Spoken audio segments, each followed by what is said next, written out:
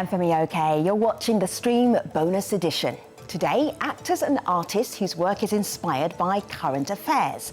I'll be revisiting some of the special moments when we dimmed the studio lights and turned this space into a stage. Coming up, the South African decolonization movement that spread around the world, and the Israeli actress and director whose support of Palestinian rights brought death threats and censorship. We start with three black Muslim spoken word poets, Tariq Toure, Sadia Bashir, and Mohammed Tour. Listen to my heart go, boom bap, boom bap, boom bap.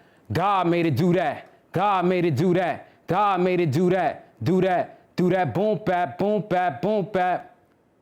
Capitalism wants to put an end to that. That's God in me. Because to them, God is wealth. But God himself ain't never been dollar bill green. I've seen politicians baptized in false dreams. But I've been graced with sight keen enough to see past the facade and recognize God. That's because I've been graced with the spirit of Fidel, ready to castrate my ghetto with the Castro and my falsetto, waging war against minimum wage with the rage of Fela Kuti in a kufi, witnessing the bloody aftermath capitalism leaves behind. And when you're left behind, the machine says you're fine. Then it takes your struggle and it tries to refine.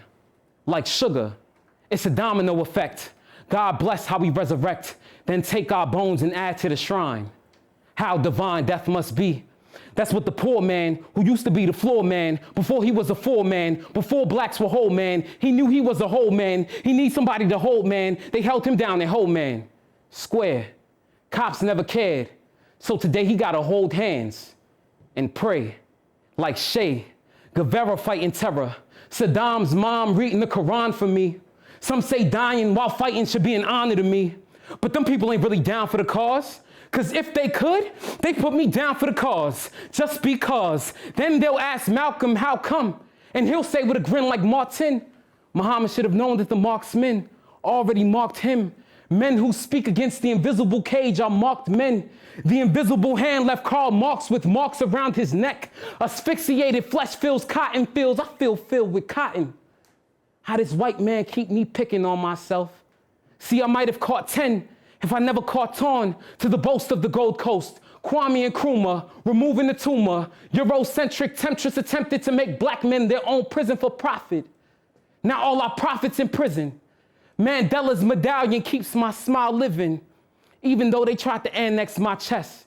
So I make sure that I'm always Teflon vested, Cornell West kid, came from the West Side, living in the West End, Mount Smith and Wesson, gun but the government. Tell them that I'm mental, tell them that I'm mental. This poem right here was made to dismantle the invisible cage. You are at a point where you are influencing younger poets out there, but I want to talk about how you got started, because I know there was a point in your life where you were told you weren't good enough to be a poet. Definitely. In high school, I was attending a school, and basically they didn't think I had what it took to compete for spoken word in a specific competition. A year later, I transferred schools, and we had a theater arts class, and the drill for that day was to tell a story. And it didn't matter which medium we chose, we just had to tell a story. And I remember a year ago, I wrote a poem, and I said, I was comfortable in the class, everybody loved me. I was like, let me share this poem with y'all. And when I shared it, everybody went crazy. What happened?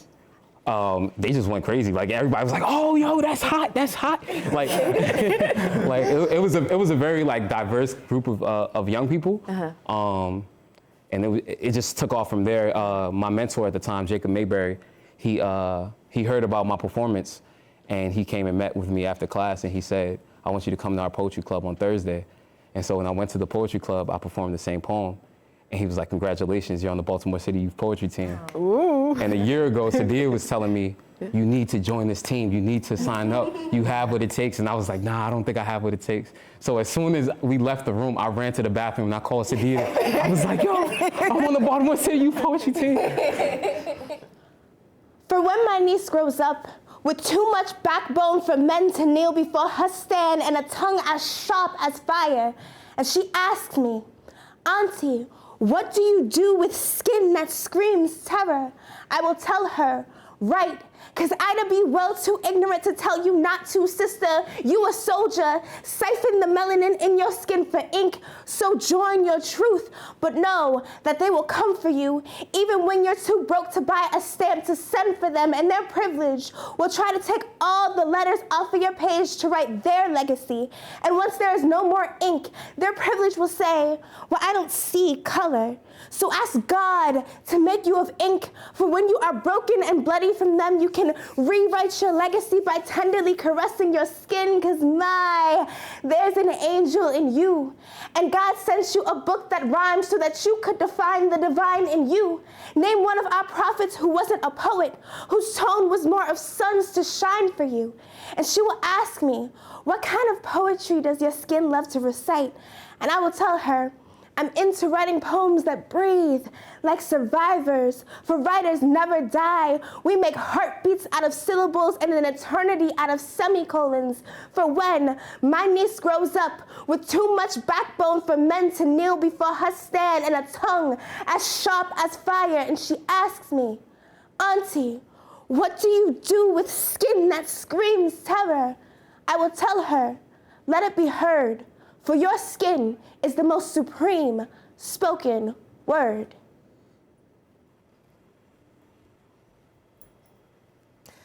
The words of Sadia Bashir. Our community is responding. Amiha says the two things that Sadia always puts an emphasis on are speaking your truth, I think you just heard her do that, and not ending your poems in victimhood. With her help, I've been able to take and bring a level of rawness and poetry and power to my poetry, which didn't exist before. And another person writes in that she's had the pleasure of watching Sadia perform and says that she loves it because for me, it was the first time as a Black Muslim that I saw part of myself reflected in poetry. Femi. Sadia, do you feel that you have an extra responsibility that the gentleman on either side of you don't have? You're all representing, but then you're representing up here. Yes, definitely. Yeah. I feel like it's just kind of like you already have a responsibility as a Black person, you already have a responsibility as a Muslim, and then I'm a woman, so it's like I have that responsibility as well. This isn't to take away from the fact that, you know, they have their own intersections, but yeah, I feel like I have a responsibility to represent all of my voices. I found God in a bean pie. I've seen kufis placed atop the heads of felons whose smiles could swallow the Mississippi. I've witnessed the crackling Morse code of Tasbih, double for a life raft. Watched Dua incinerate a suicide note. The Islam I know turned Melba the dope fiend to Maryam the philosopher, Malcolm the animal, to Shabazz. Ships set sail in the name of Isa, Jesus, Jesus, prophetic nouns inscribed on the broadside of vessels, blessed by the highest councils in the land, human cargo aborted to the land to turn souls into profit, with the lavender-faced children of Muhammad in its belly. Back and forth on the Atlantic's throat, a mother raising her shackled hands to the heavens to beg Allah deliver his name until the famished mouths of her family fallen once again into chains. And we proclaim their shahada in the same position. Distant mother, I hope you'll see that the adhan is the 808 drum still shaking us to the atom, that sujood has dignified our posture yet again. Know that a third of this nation's children are Black like you, bold like you, regal like you, that kinked hair falls in the spines of Qur'ans and valleys and mountaintops.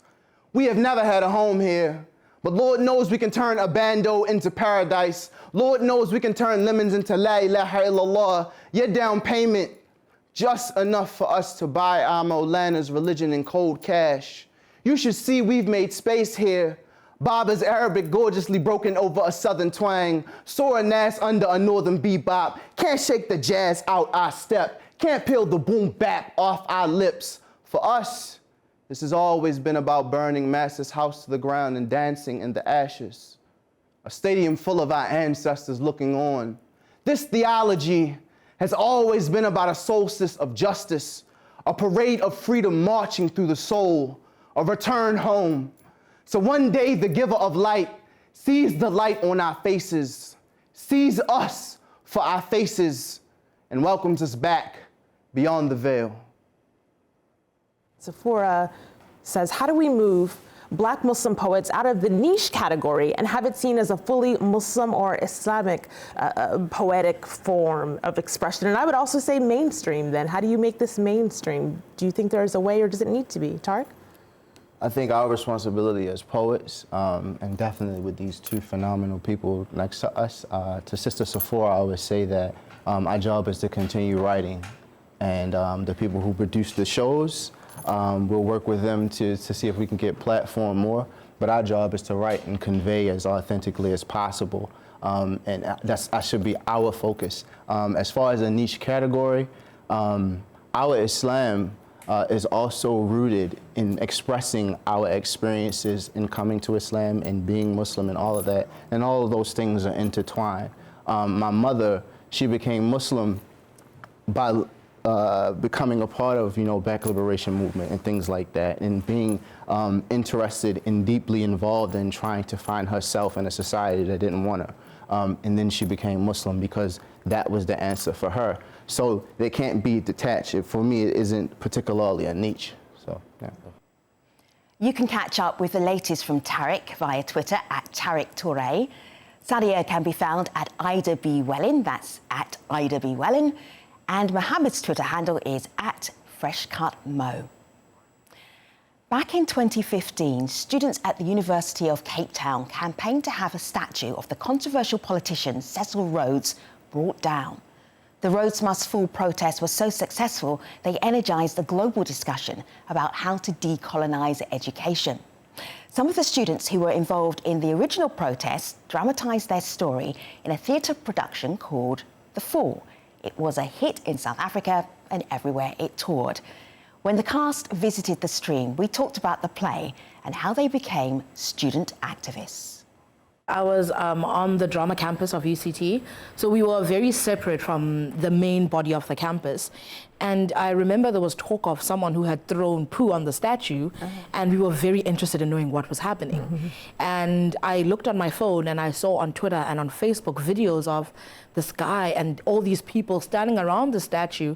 And for some reason, I was with a few of my friends who are in the play as well, and we felt drawn to the situation. There was a rush of adrenaline where we felt this is the moment that we have been waiting for.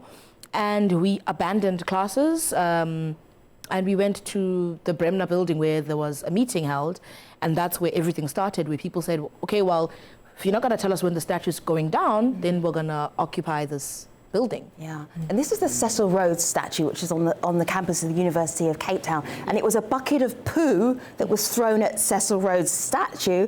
And Amira, for you, this was an education process to work out what had this guy done that made some University of Cape Town students so furious about his presence there.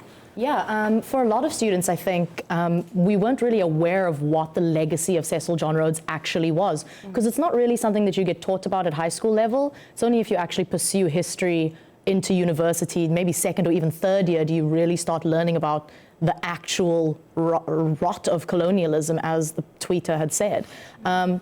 So for me, it was, okay, people are really reacting to this statue, to this moment. Why don't I know about this? What can I do to seek out this knowledge? And really the only place that you could get the information was the movement.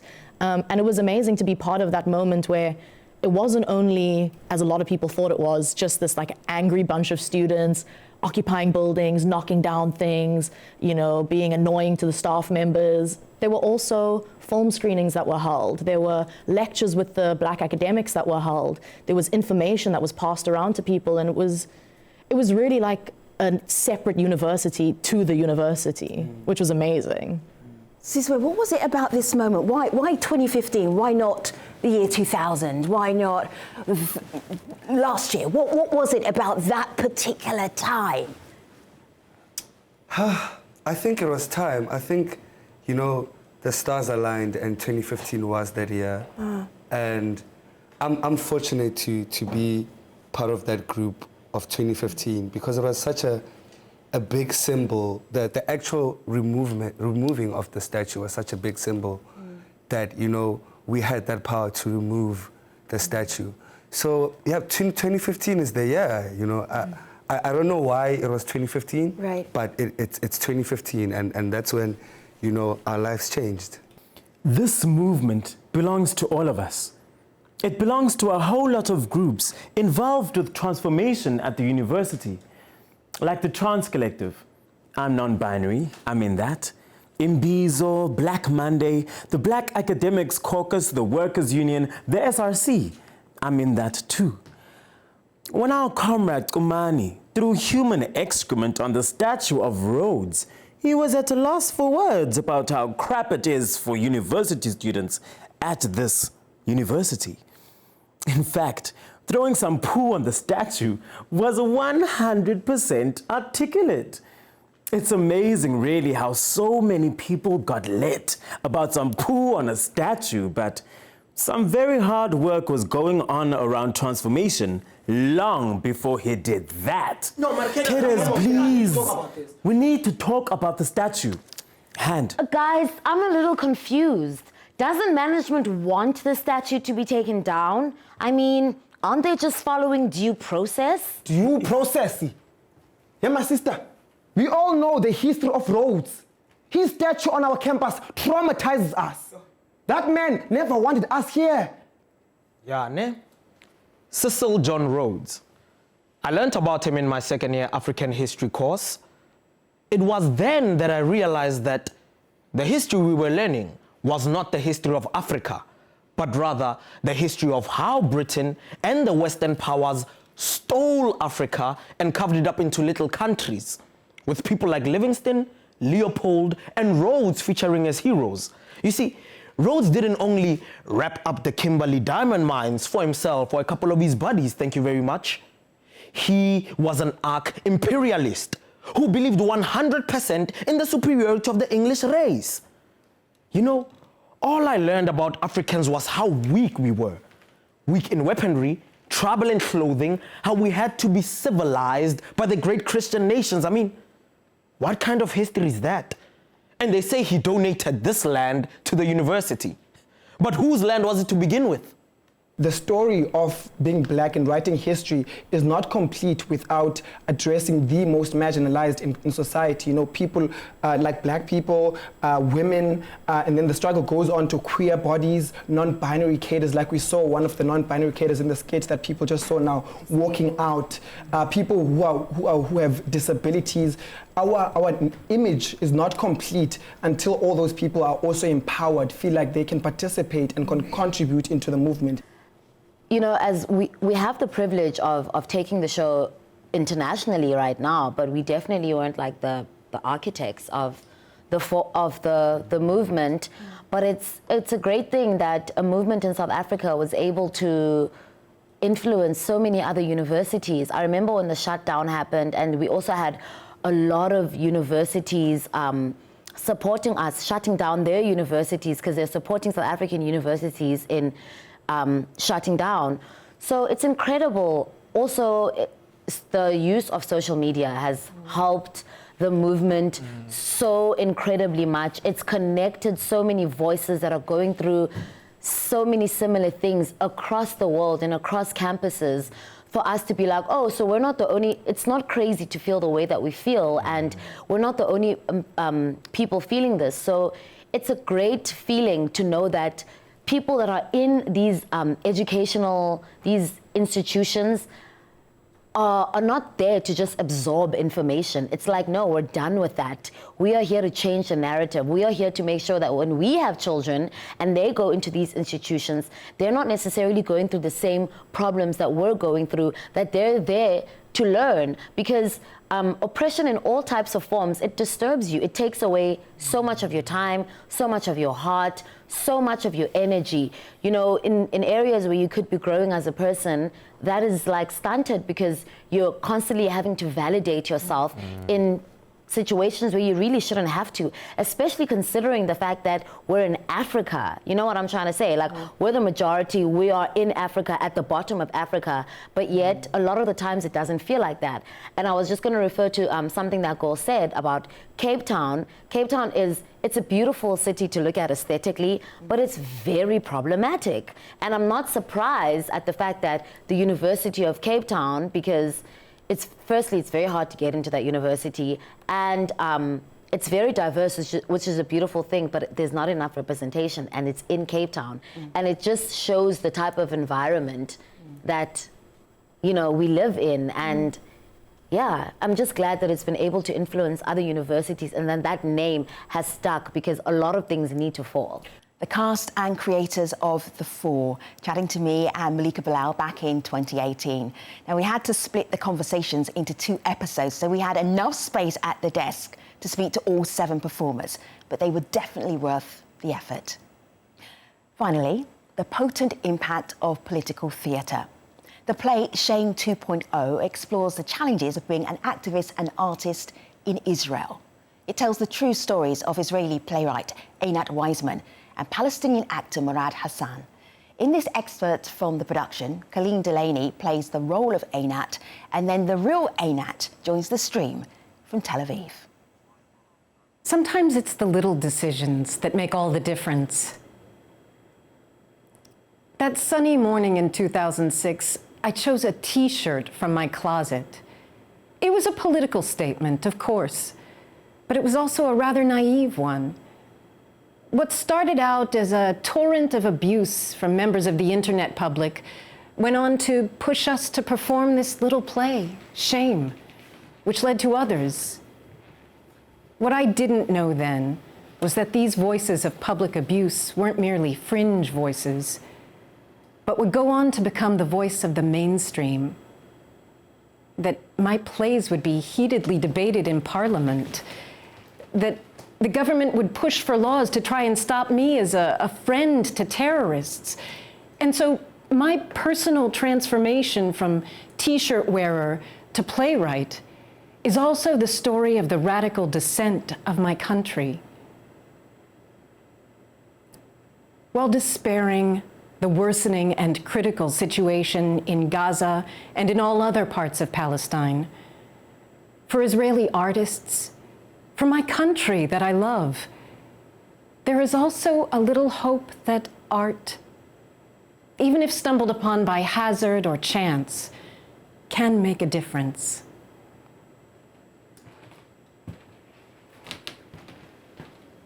I was just thinking, Einat, at your Facebook page, and that quote is on your Facebook page and on a poster here. There's also a little hope that art, even if stumbled upon by hazard or chance, can make a difference. What difference is your art and Murad's art making? I think that the most a good example for what the importance of art is the loyalty law that the Minister of Culture was trying to pass in the Israeli parliament. A law that every artist should be loyal to the states. And if not, funds will be taken from him. So I think this law that Miri Regev was trying so hard to pass is like testifying to the importance of art, because if there is a need to a whole government and pass a new law in order to fight against a playwright or a poet or a Palestinian institution, that means that that art indeed has power. And I think that the struggle here is about narratives and about perception. And I think that art has its role together with history, with the media, with politics, law. So, yes, so I believe in art. That wraps up our show for today. Thanks for watching. See you next time.